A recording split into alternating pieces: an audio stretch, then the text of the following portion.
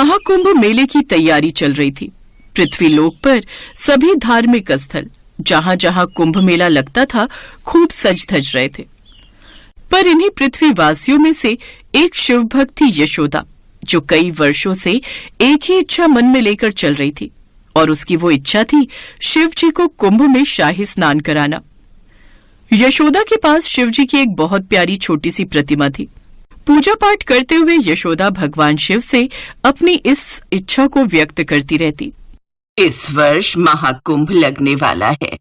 मैं आपको इस वर्ष तो शाही कुंभ स्नान के लिए अवश्य ही लेकर जाऊंगी। बस मैंने तो मन बना लिया है और मोहन को भी बोल दिया है कि वो कुंभ मेले में जाने की तैयारी करे।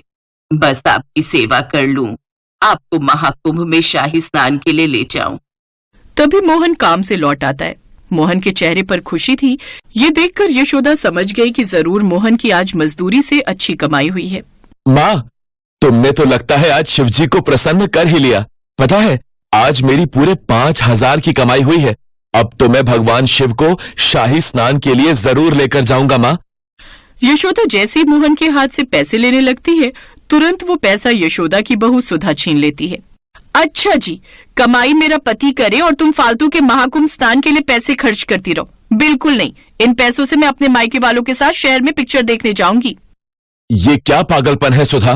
तुम जानती भी हो माँ कितने सालों से भगवान शिव को कुंभ स्नान के लिए ले जाना चाहती हैं। उनकी इच्छा पूरी करना मेरा फर्ज है, क्योंकि मैं उनका बेटा हूँ।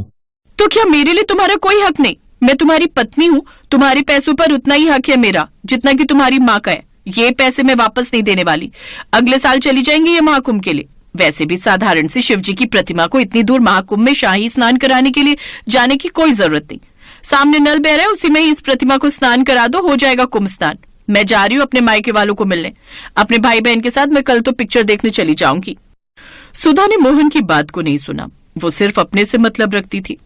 वो बहुत खड़ूस स्वभाव की थी। उसने वो पैसा छीनकर अपनी अलमारी में छुपा दिया और अपने मायके चली गई। इधर यशोदा का मन उदास हो गया। सुधा जब अपने मायके पहुंची तो उसने देखा उसकी बहन बीमार है। दीदी, मुझे तो बहुत तेज बुखार है, 1-2 दिन बाद ही घूमने के लिए चलेंगे। अभी तो मेरी बिल्कुल भी हिम्मत नहीं है, और तुम्हारे पैसे कहाँ भागे जा रहे हैं? संभाल कर तो रखे है ना, हम 1-2 दिन में आराम से घूम आएंगे। हाँ, पैसे तो मैंने अलमारी में संभाल कर रख दिए। तू ठीक हो जा, फिर हम तीनों बहन भाई शहर घूमने चलेंगे। तूने अपनी सास के महाकुंभ में जाने के पैसे रख लिए बेटा। ऐसे भगवान के नाम के पैसे छीनकर घूमना फिरना अच्छी बात नहीं। तू पैसे वापस लौटा दे। माँ, तुम अपना भाषण बंद करो। तुम बापू के आगे कभी बोली नहीं, इसलिए आज तक तुमने कभी शहर की शक्ल नहीं देखी। हमें ऐसा मत बनाओ।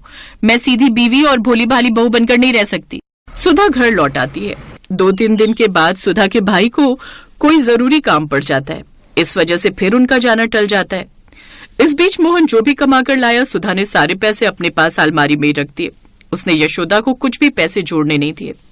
यशोदा पूरी तरह से उम्मीद तोड़ चुकी थी। मुझे क्षमा करना प्रभु। मुझे लगता है मैं इस बार भी आपको शाही स्नान के लिए महाकुंभ में नहीं ले जा पाऊंगी। मेरे पास बिल्कुल भी पैसे नहीं है प्रभु। लगता है मेरी इच्छा मेरे साथ ही चली जाएगी। कितना मन था कि इस बार होने वाले महाकुंभ में मैं अपने भगवान शिव को स्नान करवाऊं। यशोदा की आंखों में आंसू आ जाते हैं और वो रो पड़ती है। यशोदा का दुख देखकर भगवान शिव अपने भक्त की मदद के लिए आ जाते हैं। भगवान शिव चाहते थे कि सुधा को भी भक्ति का महत्व पता चले, इसलिए शिव जी सुधा को सही रास्ता दिखाते हैं।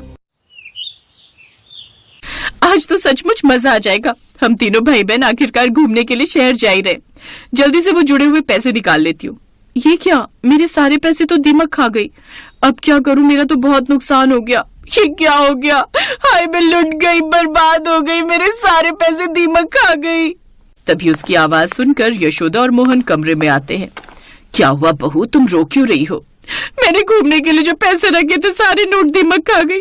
पूरी अलमारी में दीमक चल रही है। मैं जानती हूँ ये सब तुम दोनों की नजर लगी है, तभी मेरे साथ ऐसा हुआ। यशोदा ने अलमारी में चेक किया तो वो चौंक गई। दीमक ने खा लिए, पर बहू यहाँ अलमारी में तो कुछ भी नहीं है। ये पैसे रखे तो हैं। कौन सा दीमक? कहाँ है दीमक? अलमारी तो बिल्कुल साफ सुथरी है। दीमक नहीं है। सुधा उठकर देखती है तो अलमारी में कुछ भी नहीं था। सब कुछ वैसे का वैसा ही था और पैसे भी अपनी जगह पर ही रखे थे। ये देखकर सुधा कुछ पलों के लिए घबरा गई। रात भर सुधा सोचती रही। उसके दिमाग में बार बार वही सब घूम रहा था जो उसने दोपहर में देखा था।